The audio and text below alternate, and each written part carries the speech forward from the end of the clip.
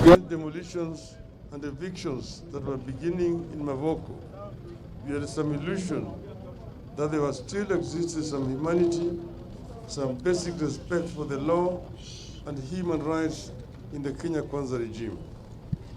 We were holding on to the promise Mr. William Ruto made during the campaigns that the forceful evictions and demolition of dwellings would be a thing of the past. It is a fact that in July 2022, during the launch of the Kenya Kwanza Manifesto, Ruto promised that he would put to an end the culture of illegal evictions of people and property demolition if elected president. He went on to promise that where necessary, affected people would be provided with enough notice and compensation promptly paid. Well, it is October 2023, and a human tragedy is unfolding before the eyes of Kenyans under Ruto's watch and his loud silence, in fact, order.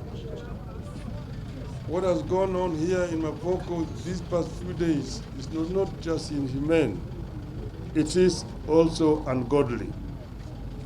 What is going on here is forced eviction, the exact crime Ruto promised to bring to an end in July last year. It's a gross violation of human rights, the right to adequate housing at a time the administration purports to be working to ensure that everyone has shelter. What's going on here indicates a systematic disregard of recognized human rights standards on the part of the state.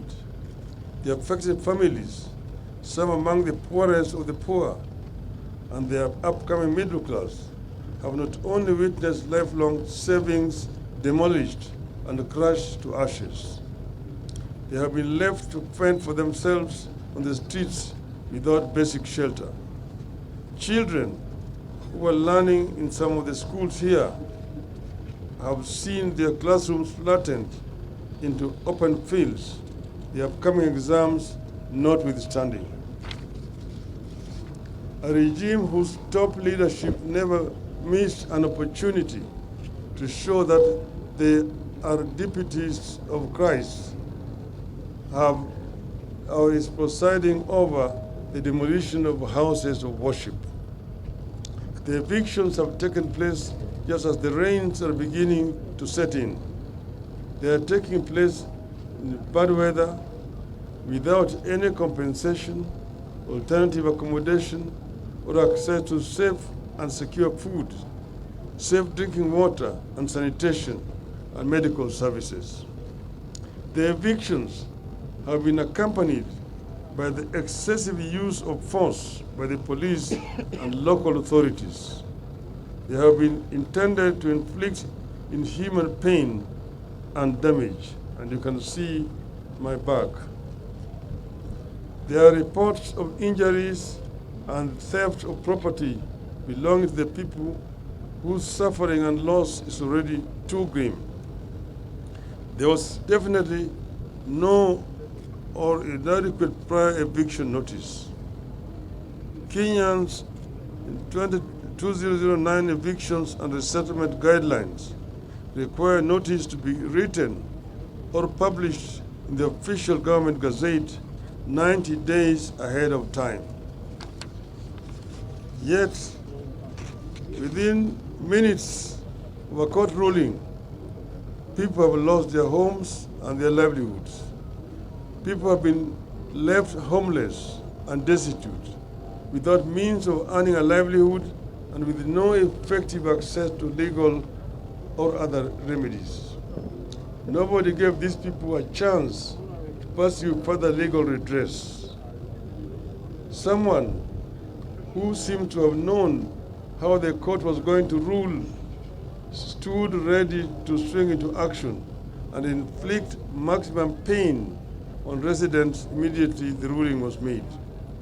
Above all, this destruction of life, lifelong savings of people has come at a time that Kenyans are struggling with extremely high taxes, high cost of living, and a collapsing Kenya shilling. Without compensation, those who have lost homes will certainly never be able to rebuild. People have suffered here because of failure of the state to control speculation in land, housing, and property.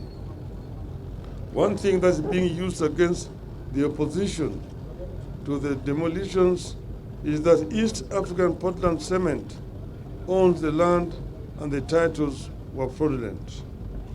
We therefore demand investigations and accountability of everyone, private and public, involved in this. But secondly, know that know that Portland is majority owned by the government. The demolitions, are they necessary? Victims are Kenyans.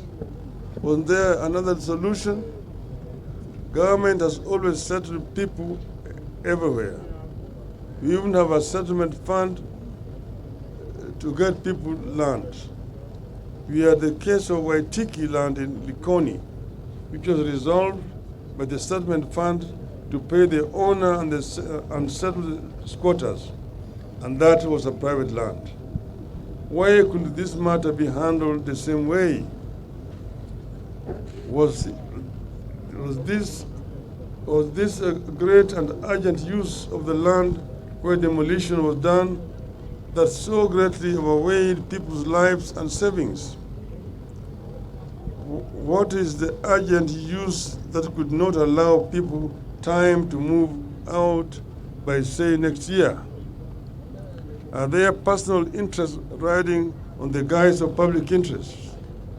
Does the East African Portland Cement understand that there are things people can do to fight back and even end its existence as a company? We are talking about people who most likely use the company's cement to construct houses only for those same houses to be destroyed in the name of the same company. As a party, we, as Azimio, we can't let this continue to go on unchallenged. We are determined to ensure that cruel crime is answered for. Somebody will have to take the responsibility for this bestiality. The Kenya Kwanza administration must immediately halt any further demolitions.